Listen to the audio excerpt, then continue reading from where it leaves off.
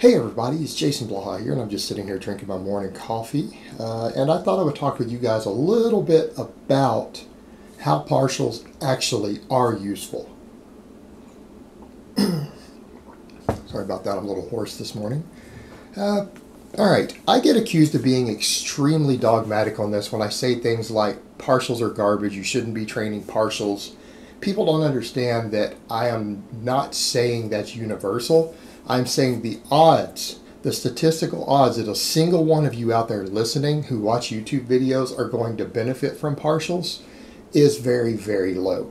What I mean is people who train really hard and lift really heavy, somewhere between 90 to 99% of you will never reach a level of strength or development where you will actually benefit from partials. And what I mean is if you think getting to a 500-pound squat sounds like something that's really difficult and you're probably not going to get anytime soon, you're in that category. In fact, a 500-pound squatter probably doesn't need to be thinking about partials. No, they don't even need to be thinking about it.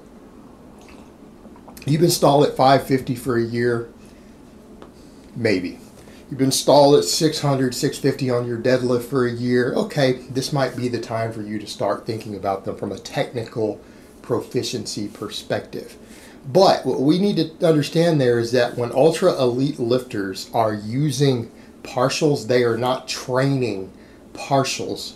They are practicing with partials. They're using them as a technique refining tool. In other words, they're not using the partials, even though they might think they are, they're not using the partials to build muscle and build strength. They're using partials to develop technical proficiency. And that's the difference between training and practice. Training and practice. Practice is practicing the skill of an exercise, right? You come in and you do a bunch of snatches or power cleans for technique, but you don't load it up. You're practicing. Training is the actual act of progressively loading a movement pattern over time so that you gain muscle, gain strength, all of that stuff. And what people need to understand when they say things like, well, I'm overloading, and I'll even see some top-level lifters say that, that is extremely ignorant regarding biomechanics. If you honestly think that you can overload a muscle more by doing a partial, you don't understand biomechanics. You might be a very genetically gifted, very talented coach, great lifter, everything else, but you don't understand biomechanics the moment you use that word of overload. Because what is it when we think of overloading a muscle? We're putting more tension on the muscle. That's the reason we get bigger when we add more weight to the bar, right? When you add another 20 pounds to your work sets on your bench press, why do your pectorals and your triceps get bigger? If you've been doing the same reps and sets, whether it's singles or fives or tens, they get bigger because you've increased tension on the muscle. You know that study I linked a while back talking about partials versus full range of motion? They found that even with the lighter weight, the full range of motion developed like 3 to 4 times more muscle mass. Why? And they said in there, well, because it's obviously putting more tension on the muscle because they're putting it at the angles where the muscle is capable of having the most tension generated. In other words, on the bench press, it's at the bottom. On a squat, it's at the bottom.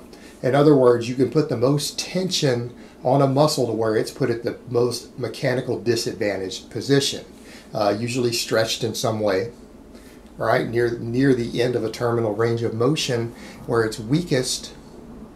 That's where you can overload the muscle the most with any given amount of weight. And the higher you go up, the less overload you can create. And a muscle can only produce so much force. It doesn't matter how much you start trimming the range of motion. A muscle will produce maximum force or it will not, right? You're either going to recruit all the available muscle fibers or you're not. If you're able to add weight by cutting range of motion, you're obviously not overloading the muscle any harder because it can't contract harder.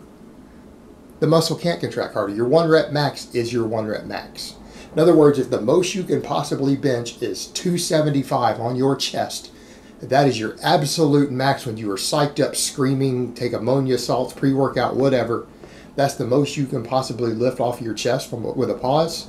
That is 100% effort. Those muscles have fired every available muscle fiber. When you start trimming range of motion, even if you add weight, you're not contracting the muscles any harder. It's not possible. not biologically possible. In fact, because you've reduced range of motion, you cut some of the muscle fibers out that might only fire in the bottom position. So therefore, you actually have overloaded the muscle slightly less. You've actually forced it to work slightly less hard. You've actually reduced overload. You've actually reduced tension on the muscle because it can't handle quite as much weight relative to the joint angles because you don't have all of those other muscle fibers able to contract through the movement. You've cut muscle fibers out. Therefore, the deeper positions are where the most tension and the most overload can be obtained. The only way to go beyond that is to fail a rep. In other words, if your max is 280 and you put 290 on and you start and it just stops and then it fails, that is the only way to go beyond 100% the mechanical tension of what it's capable of handling. You've now exceeded that by failing the rep and it passing through the hardest part of the range of motion, right? That would overload it, but that also doesn't work very well either, does it, for gaining size and strength? So understand that. You don't do these to overload anything. So why do people do partials? Tightness. To train tightness, to train bar paths. In other words, you will see sometimes, let's say that your max squat is 550, and then you start squatting off of pins. You start squatting off of pins with 600, and let's say you're doing half squats or 2/3 squats. What you will find is that there will be spots to where when you have yourself at certain angles, or your body in certain positions, or the bar in certain positions, your feet in certain positions, you can squat 600 off those pins, but in other positions you can't. Through certain bar paths you can do 650 if your max is 550, but in others you can't. So by playing with a pin squat for someone who's already built a massive strength base, you can find a better leverage angle. Because the thing is it more work to squat 650? No, it's not more work. You haven't done any more work than the 550 at the bottom as far as your muscles are concerned. In fact, using a disadvantaged position might actually force the muscle to work harder with a lightweight.